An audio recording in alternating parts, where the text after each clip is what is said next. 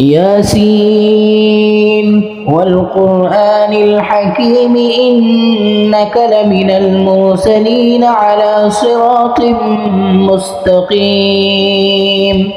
تنزيل العزيز الرحيم لتنذر قوما ما أنذر آباؤهم فهم غافلون لقد حق القول على أكثرهم فهم لا يؤمنون